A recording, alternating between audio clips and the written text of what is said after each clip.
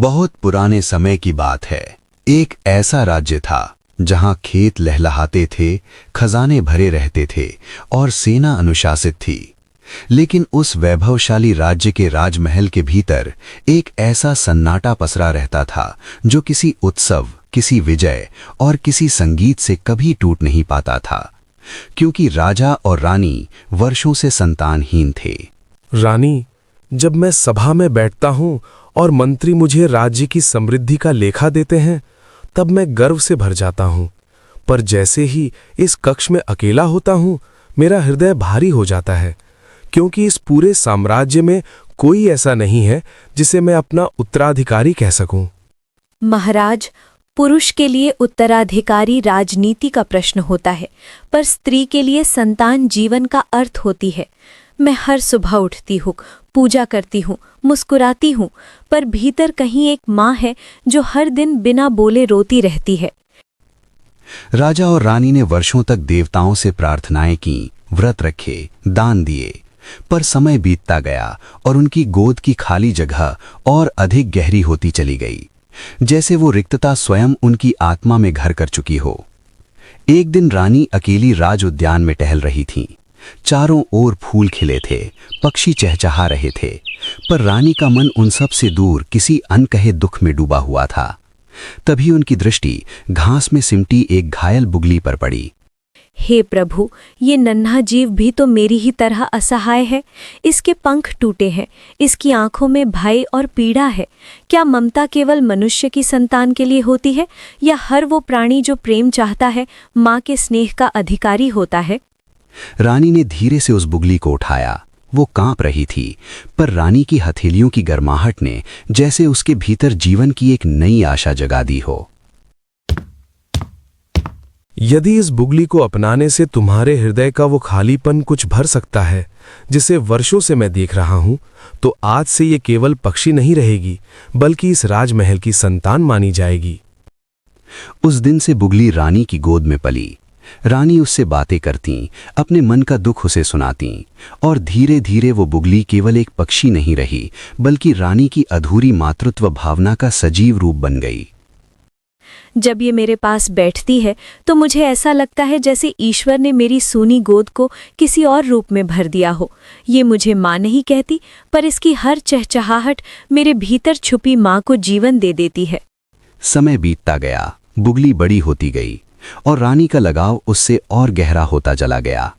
जैसे हर बीतते दिन के साथ रानी अपने पुराने दुख को थोड़ा थोड़ा भूलने लगी हो। मैंने तुम्हें वर्षों बाद इतना शांत देखा है। लगता है जैसे इस छोटे से जीव ने तुम्हारे भीतर उस प्रकाश को जगा दिया है जिसे समय और पीड़ा ने बुझा दिया था। एक दिन रानी देर तक बुगली को निहारती रहीं। उनके मन में वही चिंता जागी जो हर माँ के मन में जागती है, भविष्य की। महाराज, मेरी बेटी अब बड़ी हो रही है। संसार भले इसे पक्षी कहे, पर मेरे लिए ये नारी है। क्या मैं इसे जीवन भर यूं ही अकेला छोड़ सकती हूँ, बिना इसके भविष्य की चिंता किए? ये निर्णय असंभव लगता है, पर तुम्हारी ममता के आगे मेरे तर्क कमजोर पड़ जाते हैं। यदि यही तुम्हारा विश्वास है, तो मैं इस कठिन मार्ग को भी स्वीकार करने का साहस करूंगा। राजा ने पास के राज्य में जाकर पूरी कथा सुनाई। वहां के राजा ने पहले आश्चर्य से सुना, फिर गहरी सोच में डूब गया।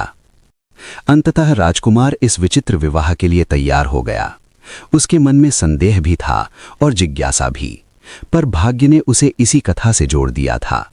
मैं इस विवाह को स्वीकार करता हूं, क्योंकि कभी कभी जीवन में वही मार्ग चुनना पड़ता है जिसे समझ पाना आसान नहीं होता, पर शायद वही मार्ग सबसे बड़ा सत्य बनकर सामने आता है। विवाह हुआ और बुगली राजकुमार के महल पहुंची। वहां वैभव था, पर अपनापन नहीं था। ये संसार निर्दयी है और प्रश्न पूछता है, इसलिए तुम्हें महल के सबसे ऊंचे कक्ष में रहना होगा, जहां कोई तुम्हें देख न सके। मैं इसे तुम्हारी सुरक्षा मानता हूं। ऊंचे कक्ष की खिड़की से दूर दूर तक का संसार दिखता था, पर उस कक्ष के भीतर बुगली के लिए केवल अकेलापन था, जो हर दिन और गहरा होता जा रहा था।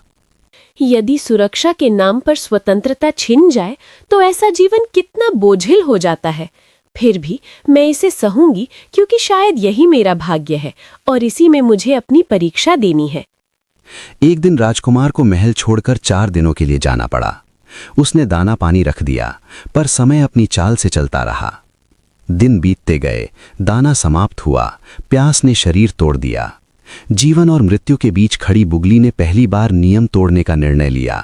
यदि आज उड़कर बाहर जाना अपराध है तो मैं ये अपराध स्वीकार करती हूँ, क्योंकि यदि मैं यहीं रुकी रही तो ये जीवन बिना किसी अपराध के ही समाप्त हो जाएगा। पानी की तलाश में बुगली उड़ते हुए एक कुएं पर पहुंची, पर दुर्भाग्यवश कांटेदार झाड़ियों में फंस गई और उसके पंख और अधिक उलझते चले गए। हे प्रभु, मैंने किसी का अहित नहीं किया। यदि ये मेरी परीक्षा है तो मुझे सहने की शक्ति दीजिए, और यदि कहीं करुणा शेष है तो कृपा करके मुझे इस पीड़ा से मुक्त कीजिए। उसी क्षण दूर कहीं से पैरों की आहट सुनाई दी, जैसे कोई इस पीड़ा को सुनकर उस दिशा में बढ़ रहा हो। उसी समय भगवान महादेव और माता पार्वती पृथ्वी पर भ्रमण कर रहे थे। प्रकृति की शांति के बीच चलते हुए भी माता पार्वती का हृदय हर पीड़ित की पुकार पर ठहर जाता था। प्रभु, आप कहते हैं संसार माया है, पर जब तक इन दुखी प्राणियों की सहायता न की जाए मेरा मन आगे नहीं बढ़ता। क्या करुणा से मुंह मोड़कर की गई तपस्या पूर्ण हो सकती है? पार्वती, तुम हर बार मुझे तपस्या से संसार की पीड़ा में खींच लाती हो। फिर भी ये सत्य है कि तुम्हारी करुणा के बिना ये सृष्टि बहुत पहले निष्ठुर हो चुकी होती। थोड़ा आगे बढ़ते ही उन्हें एक थका हुआ लकड़हारा मिला। माता पार्वती रुक गईं और महादेव ने मुस्कुराकर उसकी सहायता की। देखिए प्रभु, सहायता देने से किसी का साहस कम नहीं होता, बल्कि उसे आगे बढ़ने की शक्ति मिलती है। यही तो धर्म का सरल रूप है। तुम सही कहती हो, पर हर सहायता संतुलन के साथ होनी चाहिए। फिर भी तुम्हारी करुणा मुझे बार बार सही मार्ग की याद दिलाती है। बचाओ, बचाओ, हे प्रभु मेरी मदद करो, हे प्रभु मदद करो। तभी माता पार्वती के कानों में झाड़ियों से आती करुण पुकार पड़ी। वे तुरंत उस ओर बढ़ीं। प्रभु, ये पुकार साधारण नहीं है, इसमें जीवन की अंतिम आशा छिपी है। यदि आज आपने इसे अनदेखा किया तो मेरी आत्मा आपको कभी क्षमा नहीं करेगी। ठीक है पार्वती, चलो देखते हैं, पर स्मरण रहे, हर हस्तक्षेप भाग्य की दिशा बदल देता है। झाड़ियों में फंसी बुगली को देखकर माता पार्वती का हृदय द्रवित हो उठा। हे नन्हे जीव, डरो मत, तुम्हारी पीड़ा मेरे हृदय तक पहुंची है। प्रभु, इसे मुक्त कीजिए, क्योंकि ये केवल शरीर से नहीं, भाग्य से भी बंधी प्रतीत होती है। ठीक है पार्वती, आज फिर तुम्हारी करुणा के आगे झुकता हूँ, पर पहले इसकी कथा सुनना आवश्यक है। मुक्त होते ही बुगली ने कांपती आवाज में अपनी पूरी कथा सुनाई। रानी का प्रेम, विवाह, ऊंचा कक्ष, भूख, प्यास और इस कुएं तक का सफर। मैंने किसी का अहित नहीं किया प्रभु, मैंने केवल जीवन बचाने के लिए नियम तोड़ा। यदि ये अपराध है तो मैं उसका दंड स्वीकार करने को तैयार हूँ, पर जीवन की आस अभी मुझ में शेष है। प्रभु, ये केवल पक्षी नहीं, ये त्याग और मौन पीड़ा की मूर्ति है। यदि नियम इतने कठोर हों कि वे करुणा को कुचल दें, तो ऐसे नियमों का पालन किस लिए? पार्वती, हर परिवर्तन की एक कीमत होती है, पर तुम्हारी करुणा मुझे विवश कर रही है कि मैं इसे अनदेखा न करूं। महादेव ने अपनी तर्जनी अंगुली काटी, रक्त की बूंद धरती पर गिरी और वहां से एक सुंदर गुलाबी फूल खिला। इस गुलाबी फूल को छूते ही ये बुगली एक सुंदर कन्या में परिवर्तित हो जाएगी, पर यह रूप स्थायी नहीं होगा। बुगली ने गुलाबी फूल को छुआ और दिव्य प्रकाश के साथ वो एक सुंदर कन्या में बदल गई। प्रभु, ये वरदान अद्भुत है, पर अब मेरे मन में दुविधा है कि मैं इस रूप में अपने कक्ष तक कैसे लौटूंगी। प्रभु, कृपा करके इसे फिर बुगली बनने का भी उपाय दीजिए, ताकि इसका जीवन संतुलन में रह सके। तुम सच में मुझे चैन से तपस्या नहीं करने दोगी पार्वती? फिर भी करुणा के बिना शक्ति अधूरी है। महादेव ने पुनः रक्त की बूंद गिराई और एक शांत, उज्जवल सफेद फूल खिला।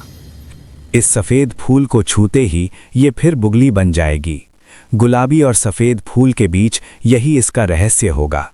बुगली ने दोनों देवों को नमन किया और उड़कर अपने कक्ष में लौट आई। कुछ समय बाद राजकुमार लौटा और उसने कक्ष में केवल बुगली को ही देखा। मैंने इसी खिड़की पर एक अत्यंत सुंदर कन्या को देखा था। अब यहाँ केवल तुम हो। क्या वो दृश्य भ्रम था या इसके पीछे कोई ऐसा सत्य है जिसे मैं नहीं जानता?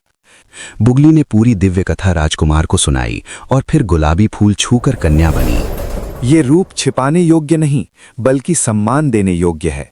ईश्वर के वरदान को स्वीकार करना ही सच्चा धर्म है। अन्य रानियां आईं और उन्होंने करुणा के इस रूप को स्वीकार किया। बच्चों, ऐसी ही मजेदार कहानियों के लिए इस वीडियो को एक प्यारा सा लाइक जरूर दीजिए और इस चैनल को सब्सक्राइब करके आप हमारी फैमिली का हिस्सा बन सकते हैं, ताकि आप ऐसी ही मजेदार कहानियां देखते रहें। और आप अपना एक प्यारा सा कमेंट करके हमें बता सकते हैं कि आपको कौन सी कहानियां देखना ज्यादा पसंद है या आप किस तरह की कहानियां देखना चाहते हैं। हम कोशिश करेंगे आपकी कहानी को बनाने की, और यदि अगर आपके मन में कोई किस्सा या कहानी हो तो वह भी आप हमें कमेंट में लिखकर बता सकते हैं।